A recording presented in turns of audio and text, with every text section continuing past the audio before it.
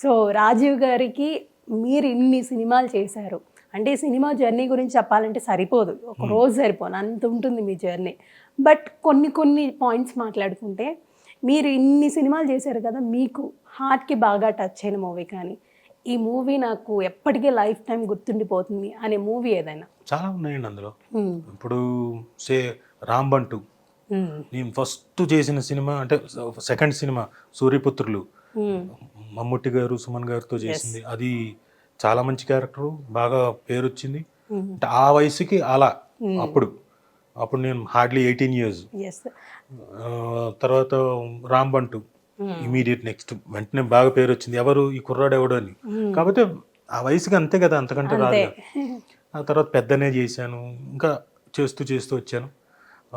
కన్యాదానం మంచి పేరు వచ్చింది ఈవి గారిది, మంచి క్యారెక్టర్ ఇచ్చారు. అంటే మేము అందరం కలిసి చేసిన దాంట్లో వెరీ నెక్స్ట్ ఇంకా తర్వాత చేసింది స్టూడెంట్ నెంబర్ 1.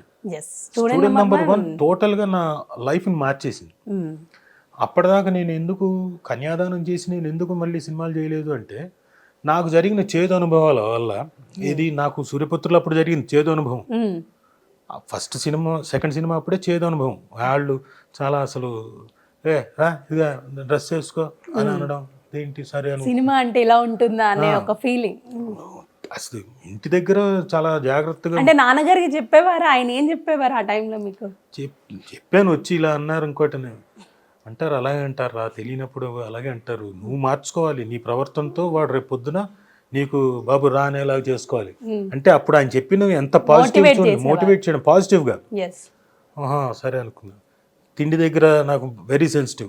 అలాంటిది ఫస్ట్ సూర్యపుత్రులు అప్పుడే ఫస్ట్ డేని చాలా అవమానం కంచం దగ్గర, ఇక్కడ కూర్చుంటామేంటి, వెళ్ళి అక్కడికి వెళ్ళి కూర్చో అని అందరితో పాటు. సరే కేమనలేము, సరే వెళ్ళిపోయాను. ఆ తర్వాత మళ్ళీ కూడా జరుగుతూ వచ్చింది మిగతా అన్ని.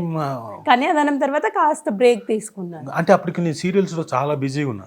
అప్పటికి రుతురాగాలు స్టార్ట్ అయిపోయింది. సీరియల్ మా అనిపించిందే, ఎప్పుడు ఇలాంటి అనుభవాలు ఎదురవ్వలేదు. అక్కడ నేను కింగ్, అక్కడ నేను టెలివిజన్ మీడియంలో అప్పటికి నేను బోల్డ్ అన్ని సీరియల్స్ చేసి టెలివిజన్ మీడియంలో నేను తెలుసు అందరికి. నేను హీరోగా గుర్తింపు పొంది అప్పటికి విలన్ గా ఖచ్చితంగా అంతే కదా, హీరోగాను విలన్ గా చేస్తున్నప్పుడు హీరో టెలివిజన్ మెయిన్ రోల్ కాబట్టి అక్కడ అందరు తెలిసిన వాళ్ళే కాబట్టి ప్రయారిటీ.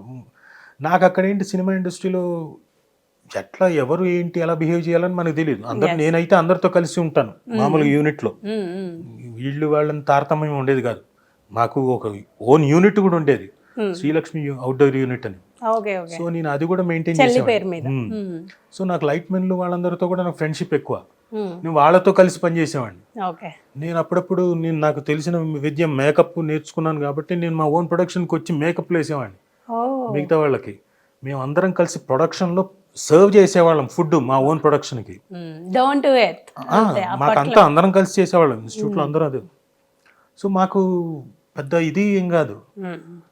కాకపోతే సినిమా ఇండస్ట్రీకి వెళ్ళేసరికి వాళ్ళు మాట్లాడే పద్ధతి నిర్లక్ష్యంగా ఏంటే అన్నసరికి కేర్లెస్ గా మాట్లాడుతున్నారు అని ఒక డెఫినెట్గా ఇది వద్దురా మనకి ఎందుకు, చక్కగా వర్క్ పిలిచిస్తున్నప్పుడు ఇది అది వదిలేసి ఇక్కడికి వచ్చి ఈ మాటలు పడడం ఎందుకని ఇంకా వెళ్ళలేదు.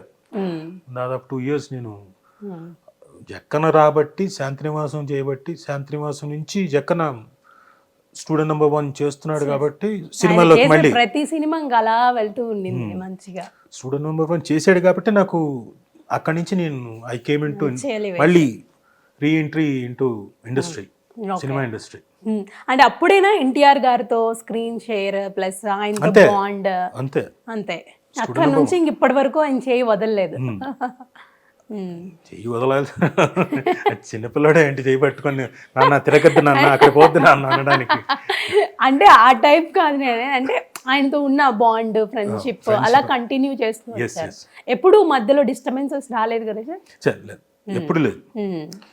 అంటే కంగారులు పడ్డం అయితే ఉంది, ఏదో రాసేస్తున్నప్పుడు ఏంటి ఇది అంటే మేము కంగారు పడకని చెప్పిన సందర్భాలు ఉన్నాయి తప్ప డిస్టర్బెన్స్లు అయితే రాలే. మేము ఏదైనా పాయింట్ మీద మాట్లాడుకునేటప్పుడు వాదోపవాదాలు జరిగేవి, తను నెగెట్ చేసేవాడు, నీకేం తెలుసు అది అనేవాడు. నువ్వు అనుకుంటున్నావు సరే నాకేం తెలియదు నేను పోతున్నాను నేను లేచి వెళ్ళిపోయేవాడిని. ఇలాంటివి జరుగుతాయి కానీ తనకి తెలుసు వీడు ఎక్కడికి పోడు, నేను మళ్ళీ మామూలే. మీరు అన్నారు చూడండి మధ్యలో ఎప్పుడు ఒక్కసారి అయింది, ఒక 45 రోజుల పాటు మాట్లాడుకోలేదు. అది ఒక ఫ్రెండ్ తాలూకు పేరు చెప్పను, ఒక ఫ్రెండ్ తాలూకు పెళ్ళి. తను లవ్ మ్యారేజ్లో ఏదో ఉన్నాడు, లవ్ చేసుకున్నాడు, మ్యారేజ్ చేసుకుంటున్నాను. నాకు చెప్పాడు నేను ఇలా లవ్లో ఉన్నాను రాజా, తర్వాత త్వరలో అనౌన్స్ చేస్తాను, పెళ్ళి అప్పుడు చెప్తాలే అన్నాడు. సర్లే అని ఊరుకున్నాను. నేను చెప్పకూడదు కదా అప్పుడు ఎవరికి. అతను కూడా కామన్గా తెలిసిన వ్యక్తే తారక్కి. అది ఒకరోజు జెమినీ ఆఫీస్లో ఇంటర్వ్యూ కోసం వచ్చాం. నేను మామూలుగా ఎక్కడో చిన్నోడు షూటింగ్లో ఉంటే తారక్ ఇంటర్వ్యూ తీసుకోవడానికి నన్ను పిలిపించారు. బహుశా సింహాద్రికో దేనికో నేను తీసుకుంటే బాగుంటుందని. నేను అక్కడి నుంచి వచ్చాను. వచ్చినప్పుడు ఆఫీస్ రూమ్లో కూర్చుని జీకే గారు ఉన్నారు. ఇలా తెలియదు సింగమలై మన పలానా వాళ్ళది పెళ్ళి, కార్డు ఇంకా ఇవ్వలేదని అంటే అవునా నా వంక చూశాడు. నాకు తెలియదు అన్నాను. తర్వాత మరుసటి రోజు కార్డు ఇవ్వడానికి వచ్చాడు. అక్కడ ఉన్నాను మేము. అంటే ఏంటరా నువ్వు మాకు కార్డు ఇవ్వాలని తెలీదా, ఫ్రెండ్స్కి చెప్పవా అంటే లేదు నేను రాజాకి చెప్పాను. ఊరి నువ్వే వద్దన్నావు కదా, చెప్పొద్దన్నావు. పైగా నీ పెళ్లి గురించి నేను ఎలా చెప్తాను, చెప్పమంటే నేను చెప్తాను, నువ్వు కార్డు ఇస్తా అన్నావు కదా, తర్వాత నేనే అనౌన్స్ చేస్తా అన్నారు కదా ఆరని అంటే to just escape from his anger అతను అనేసాడు. ఇతను చాలా సీరియస్ అయిపోయి నీకు అన్నీ తెలిసినా కానీ నువ్వు నా దగ్గర దాస్తుంటావు. అదే అంటే నేను దాయడం ఏంటి, అతను పెళ్ళి ఏంటి, నేను దాయడం ఏంటి, ఏమైనా అర్థం ఉందా? కొంచెం టస్సుల్లాగా ఒకళ్ళనొకళ్ళు ఏదో మాట్లాడుకున్నాం, ఏదో అరిచాడు, ఓకే గుడ్ బై అనుకుని వచ్చేసాను. ఒక 45 రోజులు మాట్లాడుకోలేదు. తర్వాత మళ్ళీ అంటే మీరు ఎప్పుడు కాల్ చేయలేదా, తను చేయడం, ఇద్దరు ఆపేశారు. ఇదే అండి హెల్దీ ఫ్రెండ్షిప్ అంటే ఇదే కదా. అంటే తనే చేస్తాలే అంటే అదొకటి ఉంటుంది కదా, ఫ్రీ సరే వద్దులే ఫీల్ అవుతున్నాడేమో చేయడం వేరు, ఫ్రెండ్స్ కాబట్టి ఒకరికొకరు అర్థం చేసుకోవడం వేరు. బట్ 45 days అదొక దీక్ష లాగా సాగింది అయితే మీకు. తర్వాత తనే ఫోన్ చేసి మామూలుగా మాట్లాడుతున్నాడు. ఇప్పుడు నాకేంటి కనీసం సారీ చెప్పాలి కదా అన్న ఫీలింగ్ నాకు. అవి చెప్పడు మళ్ళీ. ఏంటి ఇప్పుడు ఎక్కడ, నాకు కాలిపోతుండింది. అసలు సంబంధం లేని దాంట్లో నువ్వు నన్ను బ్లేమ్ చేసి మళ్ళీ ఇప్పుడు మామూలుగా మాట్లాడుతున్నాను. అలాంటి ఫ్రెండ్షిప్ మరి అంతే, అలానే ఉంటుంది, చాలా బాగుంటుంది. Hit TV presents like, share, comment. TV వాళ్ళకు కూడా నేను ఒక సర్ప్రైజ్ ఇద్దాం అనుకుంటున్నాను. మీరు మాత్రమే జెస్సీ ఎందుకు అయ్యారు? ఇలాంటి అమ్మాయిలకి పిలవడానికి బాగుంటుంది. చందు సాయికి like you and have a, జనాలకి ఒక పేరు నచ్చిందంటే దీనికి ఒక ప్రాసెస్ ఉంటుంది. ఎందుకు ప్రాసెస్, డైరెక్ట్గా వెళ్ళిపోదాం. ఏదైనా ఒకటి మర్చిపోయినావా నువ్వు? ఏం మర్చిపోయావు? ఏదో ఆ టైంకి మన సుడి బాగుంటే ఎవరన్నా చూపిస్తే రాయగలం కానీ డోర్ టు డోర్ సేల్స్ చేసేవాళ్ళు. శారీ వస్తుంది, శారీలో వెనకాల కట్టుకుని